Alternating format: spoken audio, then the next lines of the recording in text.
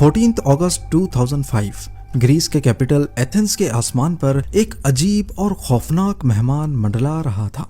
जमीन से करीब 10,000 मीटर्स ऊपर एक पैसेंजर प्लेन बिल्कुल खामोशी से बिना किसी से राब्ता किए बस घूम रहा था।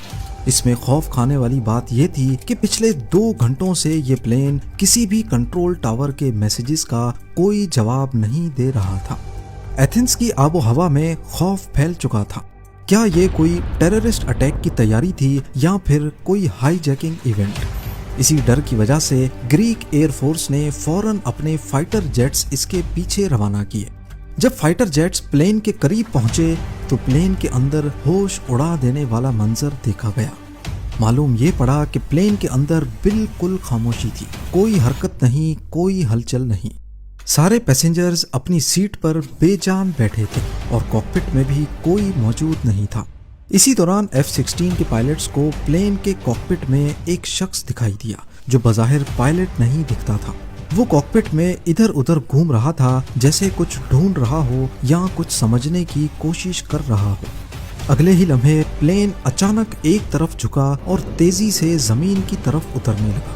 कुछ ही मिनटों के बाद वो एथेंस के नॉर्थ में पहाड़ों से टकरा गया।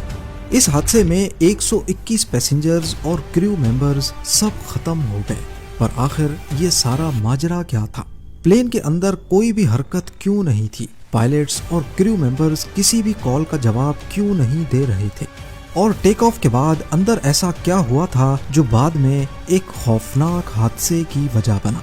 ये कहानी है हीलियोस फ्लाइट 522 की, जिसे घोस्ट प्लेन के नाम से भी याद किया जाता है। ज़ेम टीवी की वीडियोस में एक बार फिर से खुशामदीद। नाज़रीन, 14 अगस्त 2005 की सुबह साइप्रस के लार्नाका एयरपोर्ट पर 115 पैसेंजर्स और 6 क्रू मेंबर्स हीलियोस फ्लाइट 522 में सवार हुए। उनकी मंजिल तो चेक रिपब्लिक का शहर प्राग थी, लेकिन रास्ते में उनको एथेंस में एक स्टॉप ओवर करना था। गर्मियों का मौसम था और ज्यादातर लोग साइप्रस से छुट्टियां मनाने निकले थे जो एथेंस में उतरने वाले थे। इस फ्लाइट के कैप्टन एक निहायत एक्सपीरियंस्ड शख्स थे। 59 इयर्स की एज में उनके पास 17,000 से ज्यादा फ्लाइंग आवर्स का एक्सपीरियंस था। फर्स्ट ऑफिसर भी 51 इयर्स के थे और उन्होंने भी 7,500 घंटे हवा में गुजारे थे। आमतौर पर ऐसे हादसों में क्रू की एक्सपर्टाइज पर जोर दिया जाता है, लेकिन इस केस में कहानी कुछ अलग थी।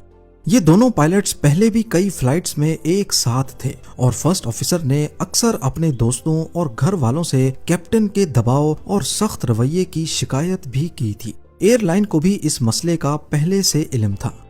सिर्फ यही नहीं, फर्स्ट ऑफिसर के ट्रेनिंग रिकॉर्ड में भी ये बात सामने आई कि उन्हें चेक लिस्ट प्रोसीजर में परेशानी होती थी।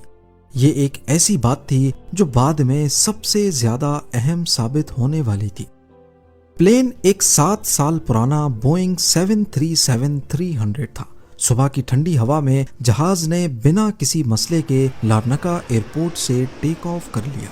जैसे ही प्लेन 10,000 फीट से ऊपर गया, क्रू ने निकोसिया एयर ट्रैफिक कंट्रोल से राब्ता किया और कैप्टन ने 34,000 फीट की बुलंदी पर उड़ने की परमिशन मांगी, जो उनको मिल भी गई। मगर जैसे ही जहाज 12,000 फीट के एल्टीट्यूड तक पहुंचा, अचानक कॉकपिट में एक अलार्म बजना शुरू हो गया। ये अलार्म वही था जो अक्सर टेक ऑफ से पहले जमीन पर बजा करता था जब जहाज की टेक ऑफ कॉन्फ़िगरेशन में कोई मसला हो। इसी वजह से दोनों पायलट्स हैरान थे कि वो इसे हवा में क्यों सुन रहे हैं। 90 सेकंड्स के बाद कैप्टन ने अपनी एयरलाइन के ऑपरेशन सेंटर से राब्ता किया और उन्हें टेक ऑफ कॉन्फ़िगरेशन वार्निंग के बारे में बताया। उन्होंने ये भी कहा कि वेंटिलेशन कूलिंग फैन की लाइट्स बंद हैं और मजीद पूछा कि इसके सर्किट ब्रेकर्स कहाँ मौजूद हैं। जमीन पर मौजूद इंजीनियर ने जवाब दिया कि वो लाइट्स तो वैसे भी बंद ही होनी चाहिए और वो सर्किट ब्रेकर कैप्टन की सीट के पीछे मौजूद है। इंजीनियर ने जब कैप्टन से मसले की तस्दीक करने को कहा तो कैप्टन ने कहा कि वो बंद नहीं है। पायलट का ये जवाब इंजीनियर को बिल्कुल समझ नहीं आया। इसी दौरान इंजीनियर को एक बात याद आ गई। फ्लाइट से पहले इसी इंजीनियर ने जहाज के प्रेशराइजेशन सिस्टम की जांच की थी کیونکہ اس سسٹم کے کنٹرولز ان کنٹرولز کے قریب ہی تھے جن کے بارے میں کیپٹن الجھے ہوئے جواب دے رہا تھا۔ اسی وجہ سے انجینئر نے کیپٹن سے پوچھا کہ کیا پریشرائزیشن موڈ آٹو پر ہے یا مینول ہے، لیکن کیپٹن نے اس کا جواب دینے کے بجائے دوبارہ وہی سوال دہرایا کہ سرکٹ بریکرز کہاں موجود ہیں۔ اس گفتگو کے دوران پلین کے اندر پیسنجرز کے آکسیجن ماسک نیچے گر چکے تھے۔ اس کے تھوڑی دیر کے بعد ہیلیوس گراؤنڈ آپریشنز کا پلین سے رابطہ ٹوٹ گیا۔ دیکھتے ہی دیکھتے جہاز 34,000 فیٹس پر پہنچ گیا اور اب اس سے رابطہ کرنے کی تمام کوششیں ناکام دکھ رہی تھیں۔ اب ہیلیوس آپریشنز نے نیکوسیا ایئر ٹریفک کنٹرول سے رابطہ کیا اور کہا کہ وہ فلائٹ 522 سے کانٹیکٹ کرنے کی کوشش کریں۔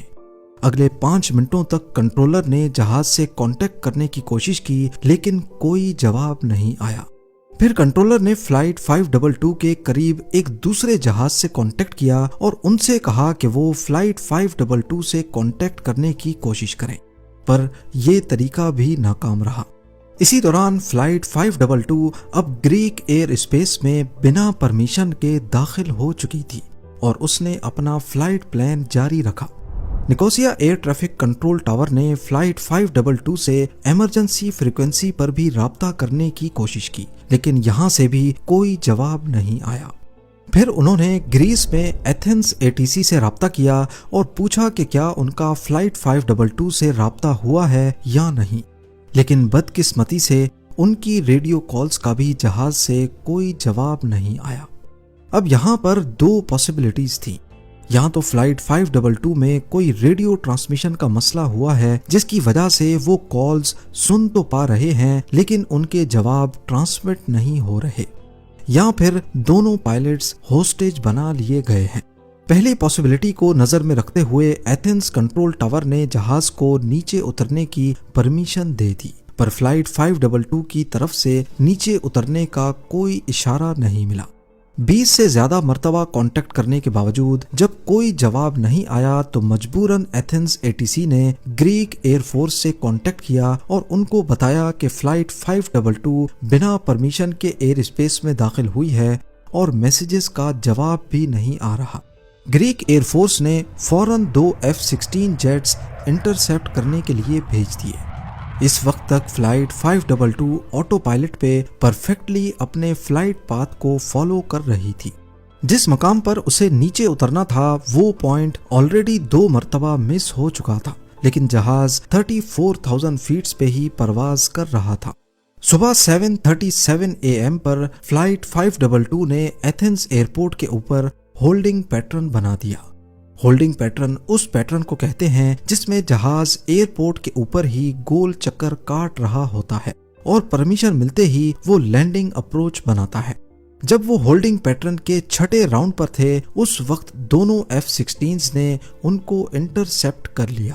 صبح کے ٹھیک 8:30 بج رہے تھے۔ 2 F-16 میں سے ایک پائلٹ نے کافی حیران کرنے والی رپورٹ دی۔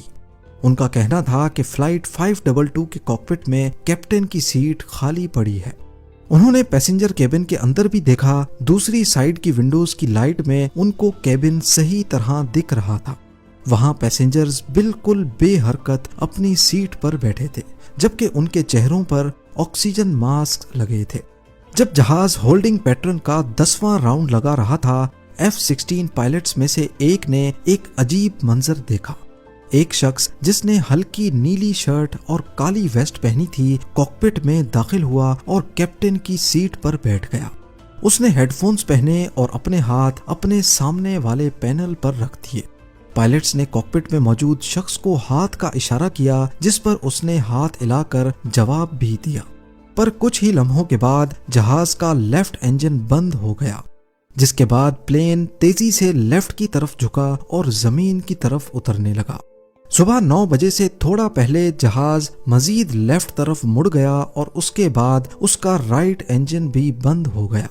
تقریباً 4 منٹوں کے بعد وہ ایتھنز کے نارتھ ویسٹ میں پہاڑیوں سے ٹکرا کر تباہ ہو گیا۔ حادثے کے فوراً بعد انویسٹیگیٹرز کام پر لگ گئے۔ انہوں نے ملبے کا معائنہ کیا اور اس انجینئر سے بھی سوال جواب کیے جس نے حادثے سے پہلے پلین پر مینٹیننس کا کام کیا تھا۔ حادثے سے ایک رات پہلے اسی انجینئر نے جہاز پر پریشرائزیشن لیک ٹیسٹ کیا تھا۔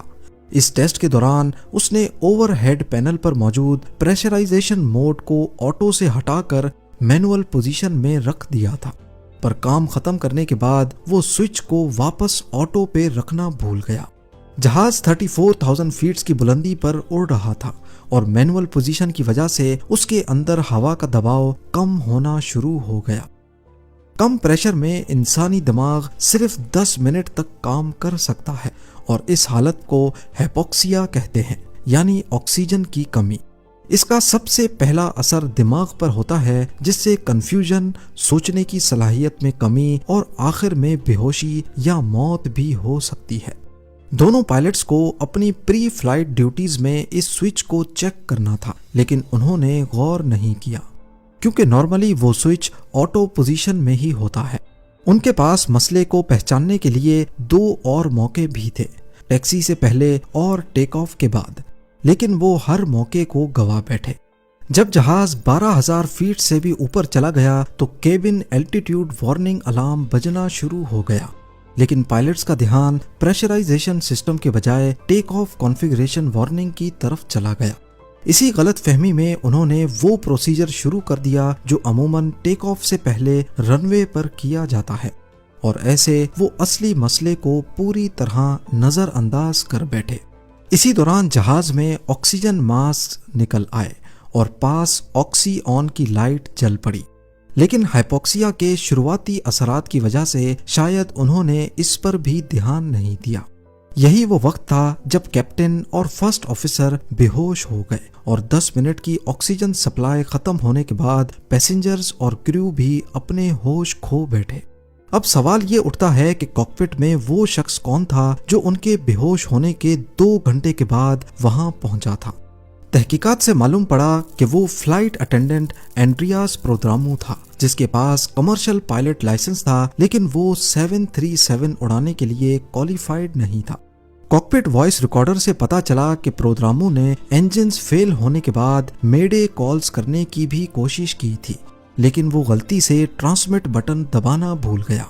انویسٹیگیشن بورڈ نے یہ تحقیق کی کہ اس کی فلائنگ ایکسپرٹیز اتنی نہیں تھی کہ وہ ایک بوئنگ 737 کو کنٹرول کر سکے، وہ بھی جب فیول ختم ہونے کی وجہ سے انجن فیل ہو گئے ہوں۔ اور اگر وہ کسی طرح جہاز کو لینڈ کروا بھی لیتا، پھر بھی پیسنجرز اور کریو کا زندہ بچنا ناممکن تھا، کیونکہ اتنی دیر تک ہائپوکسیا دماغ میں irreversible ڈیمیجز پیدا کر دیتا ہے۔ انویسٹیگیشن کے دوران جہاز کے ملبے میں سے 4 میں سے 3 پورٹیبل آکسیجن سلنڈرز استعمال شدہ حالت میں ملے۔ اس سے یہ ثابت ہوا کہ پرودرامو اور شاید 2 اور کیبن کریو ممبرز نے ان سلنڈرز کو استعمال کیا تھا، جس کی وجہ سے وہ باقی مسافروں اور پائلٹس کے مقابلے میں زیادہ دیر تک ہوش میں رہے۔ ہیلیوس فلائٹ 522 کے حادثے کے بعد ایوییشن انڈسٹری نے بہت کچھ سیکھا اور کئی نئی SOPs بھی بنائی گئیں، جن میں بوئنگ کو پائلٹس کی ٹریننگ میں اضافہ کرنے اور وارننگز کے فرق کو سمجھنے کی ہدایت دی گئی۔ ان SOPs کو لاگو کرنے کے بعد ہیلیوس فلائٹ 522 جیسا حادثہ آج تک دوبارہ نہیں ہوا۔ امید ہے زیم ٹی وی کی یہ ویڈیو بھی آپ لوگ بھرپور لائک اور شیئر کریں گے۔ آپ لوگوں کے پیار بھرے کامنٹس کا بے حد شکریہ۔ ملتے ہیں اگلی شاندار ویڈیو میں۔